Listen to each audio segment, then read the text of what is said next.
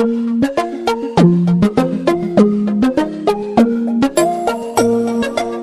అంశం గడిచిన రాత్రి నుండి మన ధ్యానాంశం విజయానికి 7 అడుగులు. ఏమండి, విశ్వాసులమైనటువంటి తర్వాత రక్షించబడినటువంటి ప్రతి వ్యక్తి కూడా, దేవుని పిల్లలమైనటువంటి మనం అందరం కూడా జయం జీవితాన్ని కలిగి ఉండాలని, విజయమును దేవుని ద్వారా మనము పొందుకోవాలని దేవుడు కోరుకుంటున్నాడు. గడిచిన రాత్రి మూలవాక్యంగా 2 వచనాలు జ్ఞాపకం చేశాను. కొరింథీయులకు రాసిన మొదటి పత్రిక 15:57 ప్రకారం, ఏమండి, అయినను మన ప్రభు అయినటువంటి యేసుక్రీస్తు మూలముగా మనకు జయము అనుగ్రహించుచున్న దేవునికి స్తోత్రము కలుగును గాక అని. అలాగే రోమాపత్రిక 8వ అధ్యాయము 37వ వచనంలో, అయినను మనలను ప్రేమించిన వారి ద్వారా మనము వీటన్నిటిలో అత్యధికమైన విజయమును పొందుకొనుచున్నాం. ఎవరు మనము పోరాటంలో ఉన్నాం. దైవ పిల్లలమైనటువంటి మనం ఒక రకంగా చెప్పాలి అని అంటే, క్రైస్తవ జీవితం అనేటువంటిది ఇది ఒక ఏమన్నా యుద్ధ భూమి. మనం ఎందులో నిలబడ్డాం అన్నమాట? యుద్ధ భూమిలో నిలబడ్డాం, యుద్ధ రంగంలో నిలబడ్డాం. మన పక్షమున ఉండి యుద్ధము చేసి మనకు జయించేవాడు ఎవరు చెప్పండి? యేసయ్య. దావీదు ఆ విషయం ఎరిగినటువంటి వాడు కనుక యుద్ధ భూమిలో నిలబడినప్పుడు, యుద్ధ రంగంలో నిలబడినప్పుడు దావీదు పలికిన మాట ఏంటి? యుద్ధం ఎవరిదన్నాడు? నాది అనలేదు, యుద్ధము యెహోవాది. అంటే మన పక్షముగా యుద్ధము చేసి, మన పక్షముగా ఆయన ఉండి, మన మీదకి వస్తున్నటువంటి శత్రువులు, అవి శరీరాశైనా, అవి నేత్రాశైనా, అవి జీవపడంబమైనా, ఇంకా లోకములో చాలా ఉన్నాయి, అవి ఏమైనప్పటికీ కూడా వాటన్నిటిలో కూడా అత్యధికమైనటువంటి విజయమును మన ప్రభువు మనకి కలుగు చేస్తారు. ఎందుకు అనంటే కనుక ఆయన జయించినటువంటి వాడు, ఆయన ఏమంటే విజయశీలుడు. ఆయన జయించాడు కనుకనే చెప్పడం మనకి ఏమిస్తాడు? ఓడిపోయిన వాడు ఏం చేయలేడు, అంతే కదా. ఓడిపోయి ఓటమి పాలైనటువంటి వ్యక్తి ఏం చేయగలుగుతాడండి? మన ప్రభువు జయశీలుడు కనుక, ఎవరు మనం ఆరాధిస్తున్నటువంటి దేవుడు సమస్తము మీద ఆయన జయము పొంది ఉన్నటువంటి వాడు కనుక మనము కూడా జయాన్ని ఇస్తాడు. ఏమన్నా మనము ప్రయాణం చేస్తున్నటువంటి ఈ యొక్క ఆత్మీయ ప్రయాణంలో మనకు ఎదురైనటువంటి పోరాటాల్లో, అవి ఎలాంటి పోరాటాలైనా, ఇక్కడ ఒక మాట నేను మీకు జ్ఞాపకం చేయాలి, రాత్రి చెప్పలేదు, ఇప్పుడు చెప్తున్నాను. పోరాటం అని అంటే ఏమండి, లోకంలో రకరకాల పోరాటాలు ఉంటాయి. చాలా మంది రకరకాలుగా పోరాడతారు, కానీ వాక్యం ఏం చెప్తుంది అని అంటే, మనము పోరాడున్నది ఎవరితో కాదు, ఎవరితో కాదు, మనుషులతో కాదండి. మన పోరాటము ఏమంటే మనుషులతో కాదు, మన పోరాటము ఏమంటే మన ఇంటి పక్కోళ్ళతోటో, ఇంటి ఎదురోళ్ళతోటో, మన బంధువులతోటో, మరొకరితో కాదు. అందుకని దేవుడు వాక్యం చెప్తుంది, మీరు ఎవరితో పోరాడుతున్నారు?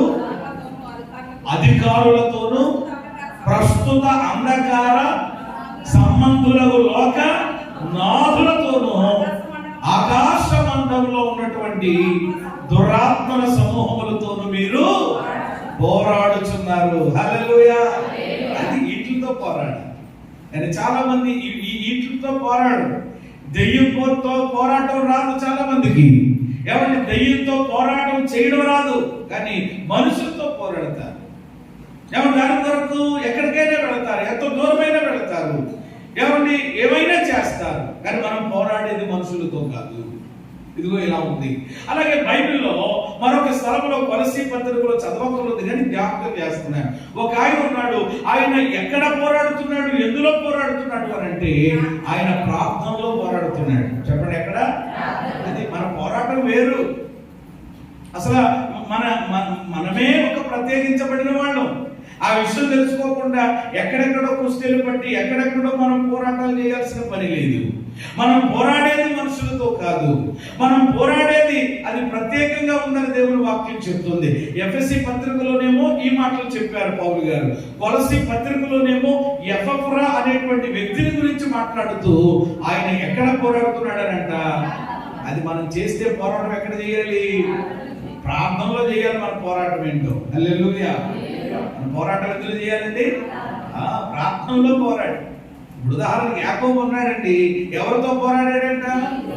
మనుషులతో కాదు. అందుకని దేవుడు అన్నాడు, ఏమన్నా అంతకు ముందేదో పోరాటం చేశాడు అనుకోండి, అది వేరే విషయం, కానీ దాని వలన సరైనటువంటి ఫలితాలు ఏమీ కలగలేదు. ఏమండి ఇక్కడ దేవుడే చెప్పినటువంటి మాట ఏంటంటే, నువ్వు మనుషులతోనే కాదు దేవుడితో కూడా. 21 దినాలు కూడా గమనించండి. నిజంగా మీకు ఆసక్తి కనుక ఉంటే కనుక మీకు దాని మీద ఏ శరీరాశ, ఏ నేత్రాశ, ఏ జీవకుటంబం ఏది మిమ్మల్ని లాగేస్తుంది, ఈడ్చేస్తుంది, దాని మీద నిజంగా మీకు జయం పొందాలి, ఏమంటే శక్తి పొందాలి, విడుదల పొందాలనేటువంటి ఆ పోరాటం కానీ, వైరాగ్యం కానీ, ఆ తపన కానీ మీకు ఉంటే యాకోబులాగా చెప్పండి ఏం చేయాలన్నమాట. అది అందుకని యాకోబు అనగా ఎవరు అనంటే పోరాడి గెలిచినవాడు. హల్లెలూయా. ఏం చేసి గెలిచినవాడు? ఎవరితో? కాబట్టి 21 దినాలు మీకు దేవుడు అవకాశం. సన్నిధిలోనికి రండి, దేవుని పాదాలు మీరు పట్టుకోనండి, ప్రార్థనలో పోరాడండి. ఏమంటే తప్పకుండా ఈ కూడికల ద్వారా గొప్ప జయాన్ని, గొప్ప విజయాన్ని దేవుడు మనకి ఇవ్వబోతున్నారు. అయితే మనము దినవృత్తాంతముల గ్రంథాన్ని మనం ఆధారంగా చేసుకుని 20వ అధ్యాయంలో అక్కడ మరి యెహోషాపాతు అనే రాజు, అలాగే యూదా ప్రజలు వాళ్ళు ఎవరు గొప్ప విజయాన్ని పొందుకున్నారు, గొప్ప విక్టరీ వాళ్ళు చూడగలిగారు. వాళ్ళ విజయానికి ఏమిటి కారణం, వాళ్ళు జయము పొందుకోవడానికి ఏమిటి కారణం అని మనము ఆలోచన చేస్తూ ఎవరి ఈ జయానికి యెహోషాపాతు అలాగే యూదా వారు వేసినటువంటి అడుగులు ఏమంటే, అందుకనే ఈ అంశానికి నేను ఈ పేరు పెట్టుకోవడం జరిగింది, విజయానికి 7 అడుగులని. కాబట్టి పోరాటంలో మనం కూడా ఇవి చేస్తే, మనం కూడా ఈ అడుగులు మనం వేయగలిగితే తప్పకుండా వారికి సొంతమైనటువంటి విజయం చెప్పండి ఈరోజు మనకి కూడా సొంతమవుతుంది. వారికి జయమిచ్చినటువంటి దేవుడు మనకి కూడా ఏ పరిస్థితి, ఏ విషయాల్లో నీవు ఓడిపోతున్నావు, ఏ విషయాల్లో నీవు అపజయాలు పాలైపోతున్నావో ఆ విషయాల్లో తప్పకుండా అవి ఏమంటే శరీర సంబంధమైనవి ఉంటాయి, ఇటు ఆత్మ సంబంధమైనవి ఉంటాయి. ఆధ్యాత్మికంగా కొన్ని విషయాల్లో చాలా మంది ఏమంటే ఓడిపోతూ ఉంటారు. ఏమంటే అలాగే భౌతిక పరంగా కూడా అదేంటో తెలియదండి, ఏం చేసినా కానీ ఓటమి అయిపోతుందండి, ఏం చేసినా కానీ అపజయమే, జయం కనబడటం లేదు. ఇలా 2 ఉంటాయన్నమాట ఖచ్చితంగా. ఇటు భౌతికమైన ఆత్మ సంబంధంగానైనా తప్పకుండా దేవుడు నీకు జయాన్ని నీ సొంతం చేయాలని ఆయన అనుకుంటున్నాడు. అయితే దానికి మనం చేయాల్సిన పనుల్లో ఏంటన్నమాట, ఒక అడుగు వేయాలి. దేవునికి స్తోత్రం చెప్పండి. ఏమేయాలి? ఒక అడుగు వేయాలి. రాడ్ లాగా అలా బిగిసిపోయి ఉంటే, ఏమంటే ఒక స్తంభం లాగా అలా ఉండిపోతే, కదలకుండా చలనం లేకుండా ఏమీ లేకుండా అలాగే ఏదో ఏమంటే మరి ఉండిపోతే అవదో. అందుకని అంటాం కదా, ఏదైనా సరే ఉదాహరణకి అక్కడ వస్తువు తీసుకొచ్చి ఇక్కడ పెట్టాలన్నా, అమ్మా ఈ మైకి తీసుకెళ్ళి అక్కడికి ఇవ్వండి అని చెప్పాలన్నా, నేను ఇక్కడ చెప్తున్నప్పుడు వెంటనే పని మీరు చేయగలగాలంటే ముందుగా మీరు లేచి ఏం చేయాలన్నమాట, చేయాలి కదా. అడిగేస్తేనే నేను చెప్పిన పని ఏం చేయగలుగుతారు, అడిగేయకుండా. అదేనండి పాస్టర్ గారు మీరు చెప్పారు నిజమే, మైకి తీసుకెళ్ళి ఇవ్వాలని ఉంది, కుర్చీ తీసుకెళ్ళి ఇక్కడ పెట్టాలని ఉంది, కానీ కానీ కానీ ఏం చేయలేకపోతున్నాను. 38 ఏళ్ల నుంచి అలాగే ఉండిపోయాడు ఒక వ్యక్తి. బెతస్దా కోనేటి దగ్గర ఎన్ని సంవత్సరాల బట్టి నుంచి ఉండిపోయాడు? 38 ఏళ్ల నుండి కనీసం ఎంత కాళ్ళు చేతులు పని చేయలేకపోయినా నాకు ఏమనిపించిందంటే, ఏమండి మరి అడిగేయడానికి ఏమో పని చేయట్లేదు, ఇది కనీసం రోజుకి కొంచెం ఏం చేస్తా ఉంటుంటే, ఇంకా కాళ్ళు చేతులు పని చేయలేడు ఏం చేస్తాడు, ఇంకా దేవుతాడు కదా. అలాగే ఏమంటే అలాగే కొంచెం అలా జరుగుతా ఉంటుంటే, ఏమండి నాకులాంటి వాడు వచ్చి ఏంట్రా ఎంతకాలం జరుగుతామని చెప్పి ఒక్క తరువాత కనీసం అందులో వెళ్ళి పడతాడు. దేవుడి స్తోత్రం చెప్పండి. అంతే కదా, ఎవడో ఒకడైనా వస్తాడు కనీసం. ఈరోజు చాలా ఇదైపోతుందన్నమాట, ప్రతిదానికి తొయ్యాలన్నమాట. ఎవరో మొన్న అంటున్నారు స్టార్టింగ్ ట్రబుల్ కదండి. ఏం ట్రబుల్ అంట? ఏమంటే స్టార్టింగ్ ట్రబుల్ బళ్ళు ఎంతకాలం తోలుతామండి? తోపుడు బళ్ళు ఇది వరకు ఉండే ఒక్కొక్కరు కారు ఉండేది, కారు ఆయనకి ఫలానా ఆయనకి అద్భుతమైన కారు ఉంది అని చెప్పుకోవడానికి. కానీ ఆయన కారు ఎక్కి వెళ్ళాలంటే ఏం చేయాలన్నమాట? బాబు రమేష్ గారా, బాబు సురేష్ వెళ్ళరా అని చెప్పి 4-5 కేకేసి ఏం చేయాలన్నమాట అని. అంటే తోతేనే కానీ ఏం చేయదన్నమాట. ఎంతకాలం ఆన్లైన్లో కేకేసుకుంటాడు. కాబట్టి మన బ్రతుకులో దయచేసి ఏమంటే తోపుడు వ్యవహారం చెప్పండి ఏమైపోవాలి?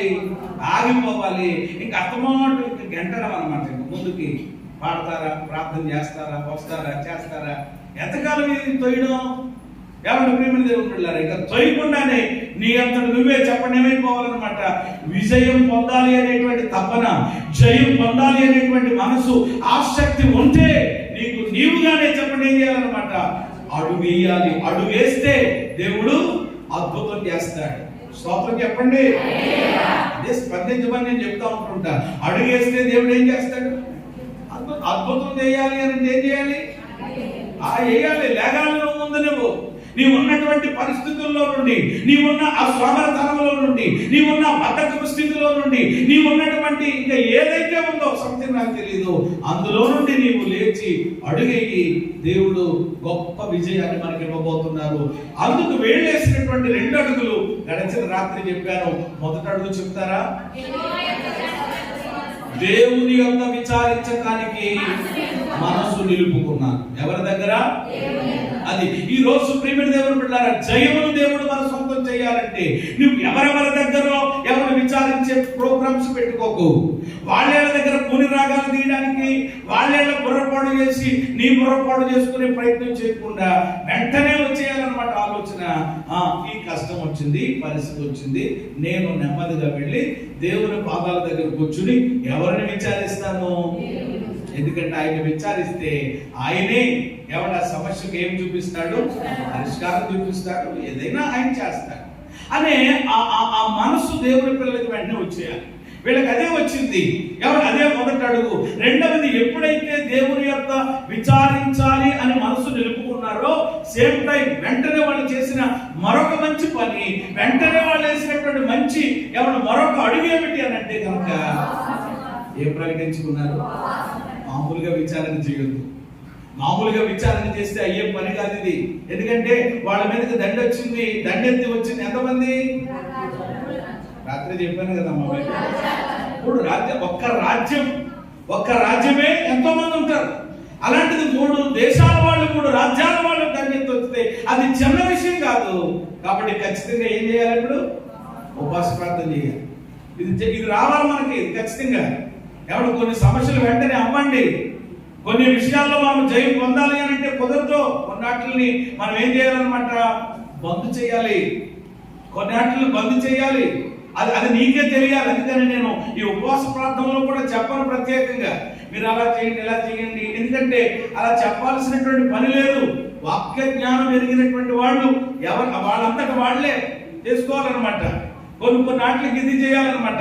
మాంస ప్రేక్షకులు ఎవరైనా ఉన్నారనుకోండి, అవసరమైతే 21 దినాలని మాంసం తినడం ఏం చేయాలన్నమాట? జీవితాంతం అంటలేదు నేను, కనీసం చెప్పండి ఎన్ని దినాలు? 21 దినాలు కాస్త ఆ కోళ్ళకి ఆ మేకలకి కొంచెం ఏం చేయాలన్నమాట? వస్తాను 21 రోజులు అయిన తర్వాత మీ పని చూస్తారు. కానీ ఈ 4 రోజులు మొక్క లేకపోతే ఏం జరగదు. కొంచెం దాన్ని ఇలాగనమాట అండి. ఇంకా కొంతమందికి ఎదుగుతారు ఏదో తాగడం, ఏదో చేయడం, లేకపోతే ఆ సీరియల్ చూడకపోతే రాత్రికి ఏం పట్టదు. 21 దినాలు దాన్ని ఏం చేయాలన్నమాట? దానికి ఉపవాసం అంటే కేవలం కడుపుకే కాదండి, ఎలాంటి వాటికి అన్ని పెట్టాలి. దేవునికి స్తోత్రం కలిగిన సెల్ ఫోన్ ఉపవాసం పెట్టాలి. టయానికి వెంటనే ప్రతిరోజు ఒక అలవాటు ఉండేది నీకు, వెంటనే నిద్రట్టదు కదా నీకు. కొంతమందికి పడుకున్న వెంటనే నిద్రట్టదంటే ఏం చేయాలంట? కనీసం గంట చూడాలట. కనీసం ఎంతసేపు? గంట. నేనంటాను గంట సేపు సెల్ చూస్తే నిద్ర పట్టదు. ఏమంటే రేడియేషన్ బట్టి ఖచ్చితంగా ఆ తర్వాత కూడా కొన్ని గంటల సేపు నిద్ర లేకుండా చేస్తారు. చాలా మంది అనుకుంటారు కొన్ని నాట్లకి మనం ఏం పెట్టాలన్నమాట, ఉపవాసం పెట్టాలని చెప్పండి, కాస్త బాగుంటుంది. ఏం పెట్టాలి? అది సెల్ ఫోన్ ఉపవాసం అంటే దాన్ని బంధించేయడం అనమాట. ఏమంటే కోడి మాసం ఉపవాసం దాన్ని బంధించేయాలన్నమాట. ఇంకా నీకు ఏదైతే బాగా ఇష్టమైనది అది నోట్లో ఆడకపోతేనండి, అది తినకపోతేనండి, అది చూడకపోతేనండి, అది వెళ్ళకపోతేనండి, అది చేయకపోతేనండి అంటారు చూసారా, అలాంటి వాటికి ఏమంటే ఏం పెట్టాలి నువ్వు?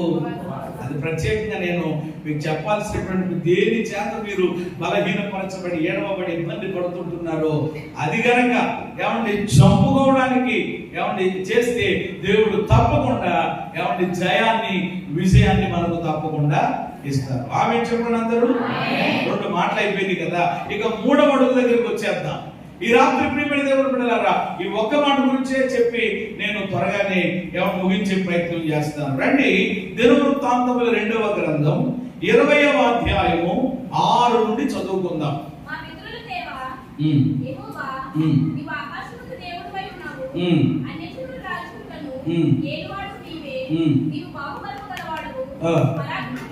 పరాక్రమము గలవాడు, నిన్ను ఎదిరించుటకు ఎవరికి బలము చాలదు. నీ జనులైన ఇశ్రాయేలు ఎదుట నుండి తోలివేసి నీ స్నేహితుడైన అబ్రహాము యొక్క సంతతికి దీనిని ఇచ్చిన మా దేవుడవు నీవే. వారందరూ నివాసం చేసి ఈడైన యుద్ధమైన తీర్పైన తెగులైన కరువైనను మా మీదకి వచ్చినప్పుడు మేము ఈ మందిరం ఎదుట నిలవబడి ఆ శ్రమలో నీకు మొరపెట్టిన ఎడలి ఆలకించి రక్షించుమని కట్టించిరి. నీ పేరు ఈ మందిరమునకు పెట్టబడింది. 10వ వచనం కూడా, ఇశ్రాయేలీయులు ఐగుప్తు దేశం నుండి వచ్చినప్పుడు వారిని అమోరీయులతో మోయాబీయులతో సేయాల మధ్య నివాసులతో యుద్ధము చేయనీయలేదు కనుక ఇశ్రాయేలీయులు వారి నిర్మూలము చేయక వారి నుండి తొలగిపోయేది. దేవునికి మహిమ కలుగును గాక. ఏమండి, విజయానికి, అత్యధికమైన విజయానికి యెహోషువ రాజు యూదా ప్రజలు వేసినటువంటి ఏమండి అడుగుల్లో 3వ అడుగు గురించి నేను మాట్లాడుతూ ఉన్నాను ఈ రాత్రి. 6 నుండి 10 వచనాలు, 6 నుండి 10 వచనాలు మనం చదివాం. ఈ 6 నుండి 10 వచనాల్లో మీకు ఏం కనబడతా ఉంది? ఈ 6 నుండి 10 వచనాల్లో ఆ కంటెంట్ మనం చదివినప్పుడు, ఆ విషయాలు మనం ఆలోచన చేస్తున్నప్పుడు ఏమి మనకు అక్కడ అర్థమవుతుంది అని అంటే కనుక, నాకు అర్థమైనటువంటి విషయాన్ని జ్ఞాపకం చేస్తున్నాను. ఏమండి, వీరు జయము పొందుకోవడానికి, వీరు గొప్ప విజయాన్ని సొంతం చేసుకోవడానికి వీరు వేసినటువంటి 3వ అడుగు ఏమిటి అని అంటే, వీరు దేవునిని కొనియాడారు. హల్లెలూయా. దేవుని ఏం చేశారు? ఒకటి, దేవుని యొక్క విచారించడానికి మనసు నిలుపుకున్నారు. 2, ఉపవాస దినమును ప్రకటించుకున్నారు. 3వది, దేవునిని కొనియాడుతున్నారు. ఏం చేస్తున్నారు? ఆ వచనాలు చదువుతున్నప్పుడు మీకు అర్థమైంది కదండి. ఆ వచనాలు చదువుతున్నప్పుడు మనకు అర్థం కావాలి కదా. ఏమంటే వీళ్ళు వేసినటువంటి 3వ అడుగు ఏమిటి అని అంటే కొనియాడుట. అందరూ చెప్పండి మాట ఒకసారి. కొనియాడుట. ఎవరిని కొనియాడుట? ఎవరిని? దేవుణ్ణి కొనియాడుట. ఆ పదాలు చూడండి, ఆ మాటలు చూడండి. అప్పుడే వాళ్ళు మరి దేవుని దగ్గర విచారణ చేయాలనుకున్నారు, ఉపవాస దినాన్ని ప్రకటించుకున్నారు, ఒక పర్ణశాల కట్టుకున్నారు. మొత్తం అందరూ టోటల్ గా ఎవరు ఇళ్ళ దగ్గర లేరండి. నాకు తెలిసి ఎవరు ఇళ్ళ దగ్గర లేరు. దయచేసి దేవుడు ఈ ప్రక్షాళన కూడికల ద్వారా మనందరి కుటుంబములలో కార్యం చేయాలి అని అంటే ఈ 21 దినాలు ప్రతిష్ఠించుకుని తప్పకుండా దైవ సన్నిధిలో మనం గడపాలి. ఆ వచనాన్ని కూడా నేను మీకు చూపిస్తాను. నా మాట ఒకవేళ మీకు నమ్మకపోతే కనుక అందులోనే మీరు చూడండి. 20వ అధ్యాయము 13వ వచనంలో, యోధా వారందరూ తమ శిశువులతోనూ భార్యలతోనూ పిల్లలతోనూ యెహోవా సన్నిధిని నిలవబడిరి. హల్లెలూయా.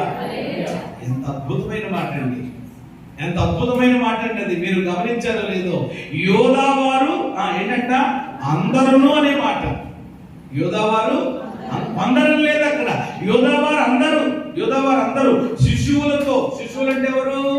పాలు త్రాగే పసిపిల్లలు, ఏమంటే భార్యలతో పిల్లలతో యెహోవా సన్నిధిని అందరూ నిలబడ్డారు కనుకనే దేవుడు అందరికీ చెప్పని ఏమిచ్చాడు? జయమిచ్చాడు. హల్లెలూయా.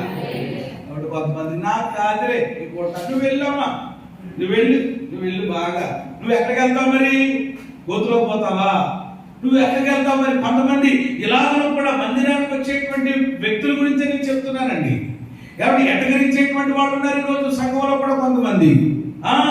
వేరే వాళ్ళు అన్యజనులు, తెలియని ఇప్పుడు ఏమనుకుంటారు వ్యక్తులు, వాక్య జ్ఞానము ఎరగనటువంటి వాళ్ళు ఎవరో ఎవరిని కామెంట్ చేసి మాట్లాడారు అంటే ప్రభువు అని నిక్షేపించును గాక. తప్పకుండా దేవుడు ఏం చేస్తాడు? ఒక ఆయన కనబడతాడు మీకు యూట్యూబ్లో, ఫేస్బుక్లో, ఇంత నిలువెత్తు బొట్టోడు పెట్టుకుని రకరకాలుగా 3 మేకుల్లో ఏం తీసుకోలేకపోయాడు, 3 మేకులు తీసుకోలేకపోయాడు, అదే రకరకాలుగా. కొన్నిసార్లు ఆ మాటలు కొన్ని మనకి చాలా ఇబ్బంది, రోషం కలిగిస్తాయి. కానీ దేవుని ప్రేమను బట్టి ప్రభువా ఆ వ్యక్తి మనోనేత్రాలు ఏం చేయబడాలి అని ఏదో ఎలాగైనా తెలియదు కాబట్టి ప్రభు క్షమించే ప్రార్థన చేస్తాం. నేను ప్రభు బిడ్డనని చెప్తావు, మళ్ళీ మాకు మామూలుగా కాదన్నా అదంటావు ఇదంటావు. ఎవరి అలా పరిస్థితుల్లో ఉన్నవాడు కూడా సరేలే నా బ్రతికేది ఎలాగైపోయింది, నా జీవితం ఏది ఎలాగైపోయింది, నా కొరకు కూడా ప్రార్థన చేయండి, ఈ బంధకాలను ఛేదించుకుని ప్రభు సన్నిధిలోకి రావడానికి అని అడగడం అనేసి వేరే రీతిలో ఏమన్నా నిజంగా మాట్లాడడం, వాళ్ళు ఎంత అజ్ఞానంలో, వాళ్ళు ఎంత అంధకారంలో ఉన్నారు అనిపిస్తూ ఉంటారు. మనము ఏమంటే అట్లా ఉండడానికి లేదు. అందరూ అనే మాట చాలా అద్భుతమైన మాట. ఈ రోజు నిజంగా ఈ యేసుక్రీస్తు మహిమ మందిరంలో ఉన్న అందరూ కూడా అలాగే దేవుడి సన్నిధిలో నిలబడగలిగితే దేవుడు ఏమంటే ప్రతి విషయంలో నీవు ఏ విషయంలో అపజయము చెందుతున్నావో, ఏ విషయంలో వాటిని పాలైపోతున్నావో అక్కడ తప్పకుండా మనకు దేవుడు ఏమిస్తాడు చెప్పండి? జయమిస్తాడు. దాని కొరకు వీళ్ళు వేసినటువంటి మూడబడి ఏంటంటే దేవుడిని వాళ్ళు ఏం చేస్తున్నారు? ఎంత అద్భుతమైన నిజంగా వాళ్ళు ఉపవాసాన్ని ఏమంటే ప్రకటించుకుని మందిరం ఆ పర్ణశాలలోకి వచ్చి ఏమంటే మొట్టమొదటిగా చేసిన పని ఇదే. నన్ను అడిగితే వెంటనే వచ్చేసి ఏమంటే పర్ణశాలలోకి వచ్చారో లేదో వెంటనే ఏమంటే కిరాణా పట్టి చదవలేదు వీళ్ళు. ఏమంటే రావడం వచ్చిన వెంటనే ప్రభువా ఇంకేముందు నాయన. తర్వాత ఎలాగైనా ప్రార్థన చేశారు, అది వేరే విషయం. తర్వాత వాళ్ళ ప్రార్థన కూడా అందులో ఉంది. కానీ వచ్చినటువంటి వెంటనే ఏమండి దీవించండి అనే మాట కానీ, ఆశీర్వదించండి అనే మాట కానీ, ప్రభా ఇమీడియట్లీగా వెంటనే ఈ రోగం నుండి నన్ను బాగు చేయి, ఇదేమీ లేదండి. వీళ్ళ జయానికి మూడవ అడుగు ఏంటంటే వాళ్ళు రావడం కూడుకోవడం మొట్టమొదటిగా చేసినటువంటి ఒక మంచి కార్యం ఏంటంటే దేవునిని వాళ్ళు ఈరోజు అది జరగాలి మన జీవితంలో. కొనియాడాలి. ఇక్కడ మీరు కొనియాడారే గాని దేవునిని ఏది మాట్లాడేమ్మా? అదే మీరు చెప్పిందే రైట్ ఆన్సర్. అడగలేదు. ఎవరు వీళ్ళకి సమస్య ఉందా లేదా మాట్లాడేమ్మా? వీళ్ళకి ఇబ్బంది ఉందా లేదా? అసలు ఈ ఉపవాసాలైనా ఇంకోటైనా ఆ పర్ణశాల కట్టుకోవడమైనా రెండు మొత్తం అందరూ రండి అని చెప్పి పిలిపించడానికైనా అసలు కారణం ఉంది, ఇక్కడ రీజన్ ఉంది. కానీ అది ప్రభువుకి తెలియక కాదు. అది దేవుడు చూడటం లేదనేటువంటిది కాదు. కానీ అదంతా దేవుడు తెలుసు. కానీ ప్రారంభంగా వాళ్ళు వెంటనే అడగడం అనేటువంటి దాన్ని ప్రారంభించట్లేదు. కానీ ముందు దేవుడిని ఏం చేస్తున్నారు చెప్పండి? ఎంత అద్భుతంగా కొనియాడారండి. మా పితరుల దేవా యెహోవా, ఆకాశమందు దేవుడవై నీవు ఉన్నావు, అన్యజనముల రాజ్యములను ఏలువాడవు నీవే, బాహుబలము కలిగిన వాడవు, పరాక్రమము కలిగిన వాడవు, నిన్ను ఎదిరించడానికి ఎవరికీ కూడా బలము చాలదయ్యా. నీ జనులైన ఇశ్రాయేలీయుల ఎదుట నుండి ఈ దేశపు కాపురస్తులను తోలివేసి అబ్రహాము యొక్క సంతతికి దీనిని శాశ్వతంగా ఇచ్చిన దేవుడు నీవే కదయ్యా. అయ్యా మమ్మలను నడిపించినటువంటి వాడు ఎక్కడికి వెళ్ళిపోయారు చూడండి. ఏమండి ఏ వాగ్దానాల దగ్గరికి వెళ్ళారో చూడండి. మందిరం ఎదుట ఈరోజు నిలవబడి మా శ్రమలో నీకు మొరపెడితే నీవు ఆలకించి మమ్మల్ని రక్షించడం వరకు ఇప్పుడు నీ నామగణతం కొరకు పరిశుద్ధ స్థలమును కట్టించి నీ పేరు మందిరమునకు పెట్టబడను కదా. ఇశ్రాయేలీయులు ఐగుప్తులో నుండి వచ్చినప్పుడు నీ వారిని అమ్మోనీయులతో, మోయాబీయులతో, సేయారు మన్య నివాసులతో యుద్ధము చేయలేదు కనుక ఇశ్రాయేలు వారిని నిర్మూలన చేయక వారి అందరి నుండి. అంటే ఈ మాటలన్నీ ఈ విషయాలన్నీ ఆల్రెడీ ఏమైంది అనమాట. అంతకుముందు జరిగిన కార్యాలు అవన్నీ అవన్నీ అవన్నీ అవన్నీ ఏమండి జ్ఞాపకం చేసుకుంటూ తలపోసుకుంటూ ఎత్తుపడుతూ ఏమండి దేవుడిని వాళ్ళు ఏం చేస్తున్నారు? ఈ అనుభవంలోనికి మనమందరం ఈ కోటాల్లో వచ్చేదము గాక. ఎంతసేపు కూడా నువ్వు మోకరించిన వెంటనే లిస్టు పెట్టేది కాదు. వెంటనే కొంతమంది అలాగా మోకరించడం రావడం వెంటనే ప్రభువా అది చేస్తావా లేదా, ఇది చేస్తావా లేదా, ఇది ఇస్తాడు. ఎలాగే ఇస్తాడండి ఆయన ఎందుకు ఇవ్వడండి? ఇవ్వాలనే కదా ఆయన ఆశపడుతూ ఉంటుంటా. కనీసం ఎవరినైనా ఒక పెద్ద ఆయనకి ఏదైనా మనం చిన్న కాగితం పెట్టుకుంటేనే, ఒక పెద్ద ఆయనకి ఏఈ గారికో లేకపోతే కలెక్టర్ గారికో ఎంఆర్ఓ గారికో ఇంకొక ఆయనకో పెట్టుకుంటున్నప్పుడే వెంటనే మనసు చెప్పట్లేదు కదా, మన అవసరం వెంటనే చెప్పట్లేదు కదా. ముందు కొన్ని విషయాలు ఆయన్ని గణపరుస్తూనో ఏదో హైలైట్ చేస్తూనో చెప్తుంటున్నాం కదా. ఈ అనుభవంలోనికి తప్పకుండా మనం అందరము దేవుని పిల్లలమైనటువంటి రావాలి. వెంటనే వీళ్ళు దీవించండి ప్రభా, జయమివ్వండి ఆయన, అది చేయండి ఆయన, ఇది చేయండి ఆయన అని అడగట్లేదు. కానీ మొట్టమొదటిగా వాళ్ళు ఏం చేస్తున్నారు అని అంటే దేవుడిని కొనియాడుతున్నారు. అలాంటి అనుభవం మనం కూడా కలిగి ఉండాలి. ప్రభువుని మనం దేవుని పిల్లలంగా ఎవరు కొనియాడే వారిగా ఉండాలి, కొనియాడాలి. ఇక్కడ వీరు అడగడం లేదు కానీ దేవుడిని ఏం చేస్తున్నారు? కొనియాడుతున్నారు. ఈ రోజు మనం దేవుడిని కొనియాడుతున్నామా? మన ప్రార్థనలో దేవుడిని కొనియాడడం ఏమంటే దేవుడిని గణపరచడం అని వచ్చిందా, చేతనయ్యిందా? ఆలోచన చేద్దాం. ఎందుకే కొనియాడటం అంటే ఏమిటి తెలుసు కదా మనకి. అమ్మ కొనియాడటం అంటే ఏంటి? మా కొనియాడటం అంటే కొన్నిసార్లు అంటే కొందరికి ఇలాగ అంటున్నానని ఏమనుకోకండి దయచేసి. కొందరు దేవునిని కొనియాడటం రాదు కానీ చెప్పండి ఎవరిని? మనుషుల్ని. అబ్బా మామూలుగా కాదు, ఒకేసారి ఎక్కించేస్తారట. ఏ చెట్టు అండి? మలగ చెట్టు. ఆడు వెంటనే పడిపోతుంది. కొంతమంది మనుషుల్ని కొనియాడమంటే అబ్బా బాబా ఎక్కడి నుంచి వచ్చేస్తాయో తెలియదండి. నిజంగా ఎక్కడ అద్భుతంగా ఆ లాంగ్వేజ్, ఆ పదజాలం, ఆ విధానము చాలా ఎదిగారు. కానీ ఈరోజు దేవుని యొక్క పిల్లల్లో ఏమంటే ప్రేమిటి దేవుని పిల్లారా, అది కనిపించట్లేనిటువంటి పరిస్థితి ఏంటంటే దేవుడు కొనియాడుట అనగా ఏమంటే నేను ఆల్రెడీ గడిచినటువంటి దినాల్లో కూడా నేను జ్ఞాపకం చేస్తున్నాను అనుకుంటున్నాను, మళ్ళీ చెప్తున్నాను. కొనియాడడం అని అంటే చెప్పాలి అంటే మొట్టమొదటిగా పొగడుట. కొనియాడడం అంటే ఏంటి చెప్పండి?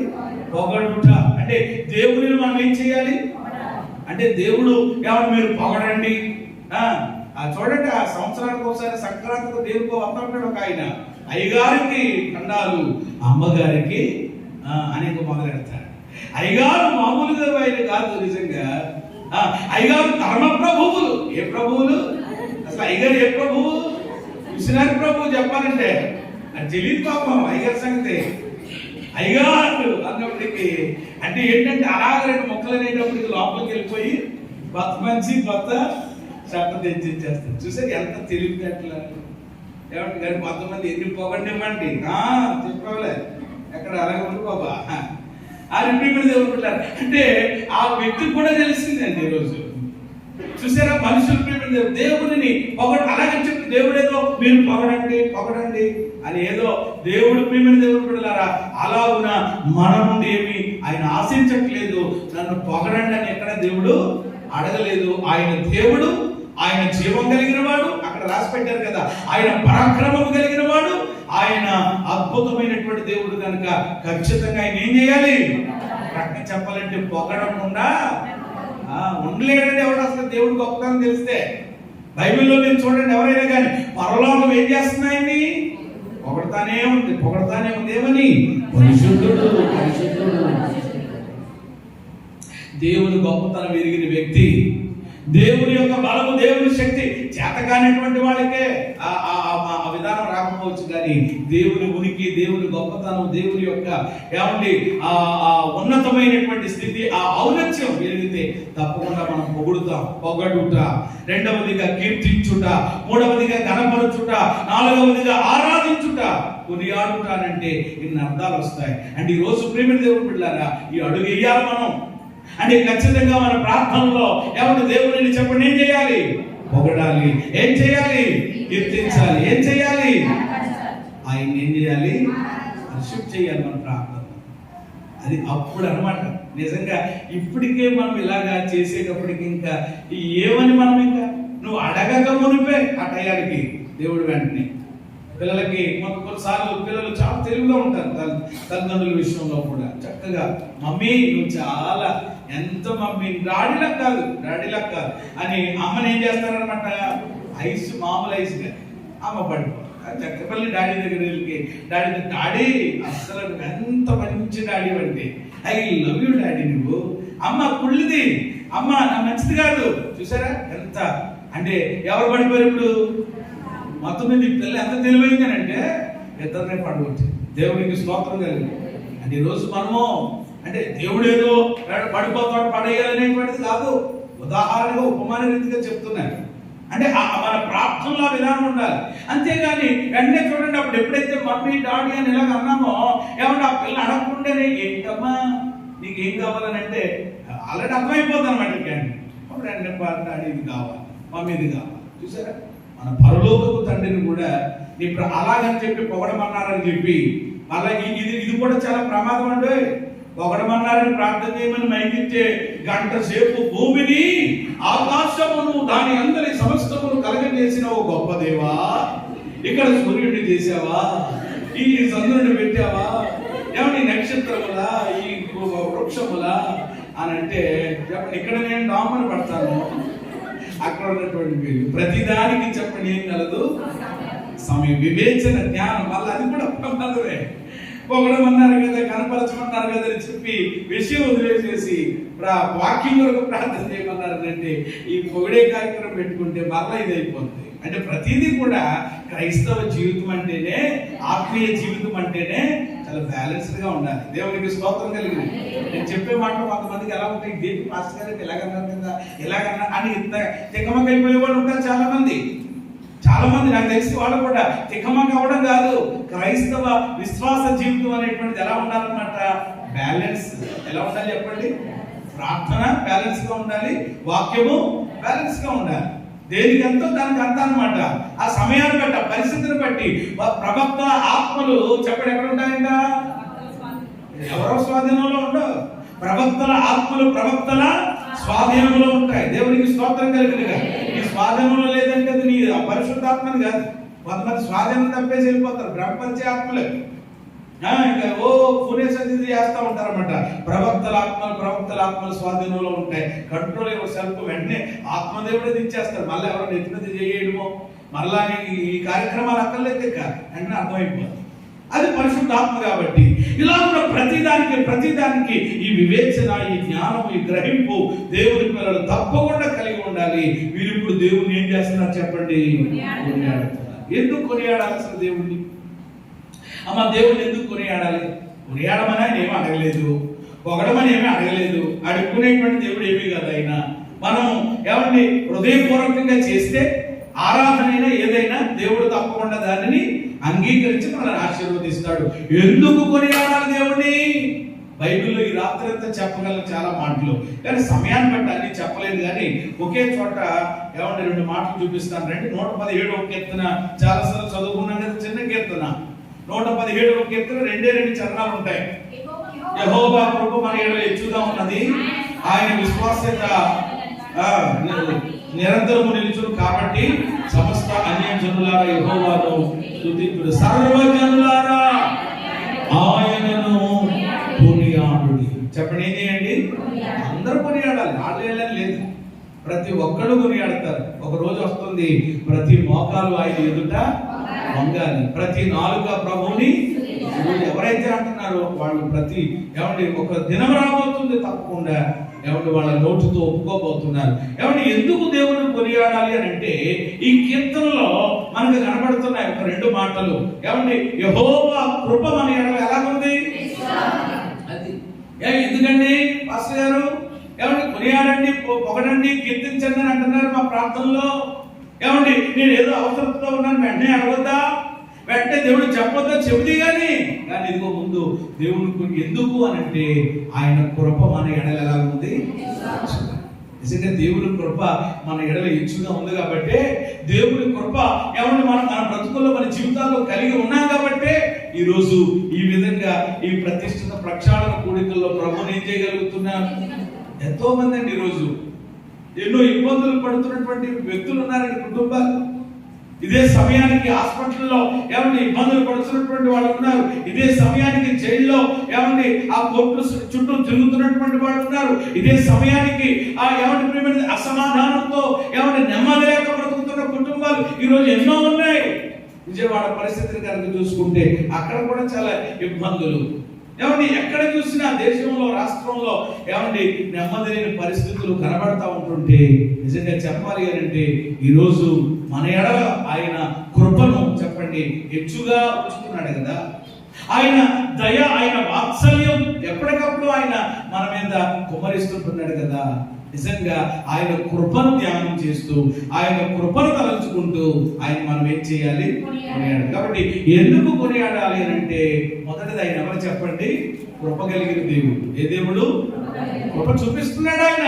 ఆయన కృపను బట్టి కొనియాడాలి. రెండవ మాట ఎక్కడ ఉంటుందో చూడండి, ఆయన విశ్వాస్యత నిరంతరము నిలుచును.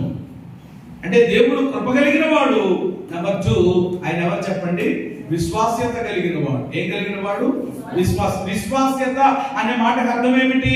విశ్వాస్యత అంటే నమ్మకత్వం. విశ్వాస్యత అంటే ఏంటి చెప్పండి? నమ్మకత్వం. నమ్మకత్వం అంటే ఏ దేవుడు ఆయన? నమ్మదగిన దేవుడు. చెప్పండి ఏ దేవుడు? కృప కలిగిన దేవుడు, సేమ్ టైం. మరి ఇప్పుడు ఈరోజు ఆయన కృపను బట్టి, ఆయన నమ్మకత్వాన్ని బట్టి మనం నమ్మదగని వారమైనను ఆయన మన విషయంలో అవునా కదా చెప్పండి. అవునన్న వాళ్ళు చెప్పండి. అవునా కదా?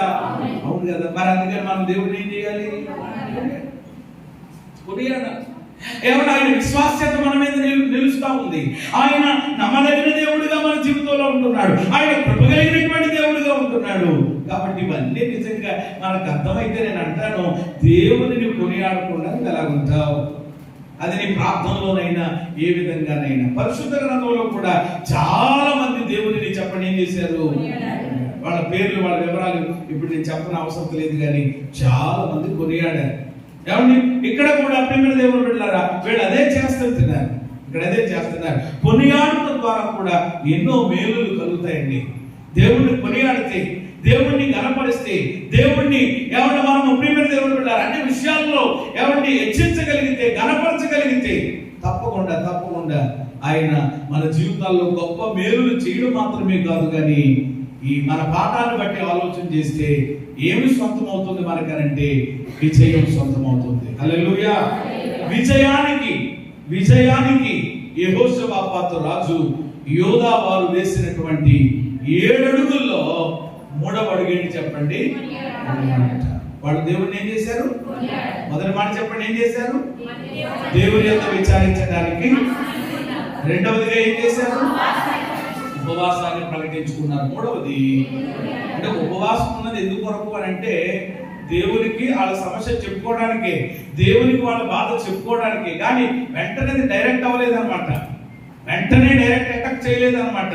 ముందు దేవుడిని ఏం చేశారు? కొనియాడు. ఆయన గొప్పతనం ఏంటి? ఆయన ఔన్నత్యం ఏంటో, ఆయన ఎలాగెలాగ విడిపించి తీసుకొచ్చాడో, ఎలాగెలాగ అద్భుతాలు చేసుకొచ్చి అబ్రహాము మొదలుకొని ఐగుప్తు, ఇజ్రాయేలీల ప్రయాణాలు, ఆ పరిస్థితులు అవన్నీ కూడా ఆ 10 అధ్యాయాలు, ఆ 10 వచనాలు అందుకనే చదవమని చెప్పాను నేను మీకు. 6 నుండి 10 వచనాలు. ఇంకా నేను టూకీగా అలా షార్ట్కట్ లో చెప్పుకుని వెళ్ళాను, కానీ నిజంగా ప్రతి వచనాన్ని కనుక మనము దాని మీద మనసు పెట్టి ధ్యానం చేస్తే చాలా విషయాలు నేర్చుకోవచ్చు. మీరు కూడా ధ్యానం చేయండి. అలాగే వారు దేవుడిని కొనియాడారు. నిజంగా ఈ అడుగు మనం వేయగలిగితే, ఏమండి ఈ పద్ధతి మనము చేయగలిగితే కనుక, ఇది మనము ఫాలో అవ్వగలిగితే కనుక తప్పకుండా వారికి జయించినటువంటి దేవుడు ఈ రోజు మనకి కూడా, అది శరీర నేత్రాస జీవనముల మీద అయినా, అది ఏమంటే ఆర్థిక సంబంధమైన పరిస్థితుల మీద అయినా, ఏమంటే అనారోగ్య పరిస్థితుల్లో కూడా నువ్వు ఓడిపోతున్నావేమో, ఓటమి పాలైపోతున్నావేమో, ఎక్కడ మనం ఓటమి పాలైపోతున్నామో, ఎక్కడ ఏ ప్లేస్ లో నీవు అపజయం పొందుతున్నావో అక్కడ దేవుడు అద్భుతంగా ఏమిస్తాడు చెప్పండి? జయమిస్తాడు, విజయమిస్తాడు. అందుకొరకై వాళ్ళు వేసిన అడుగులు మనం వేద్దాం, వాళ్ళు పొందుకున్న జయాన్ని మనం పొందుకుందాం. అట్టి కృప దేవుడు మనకు దయచేయుగాక.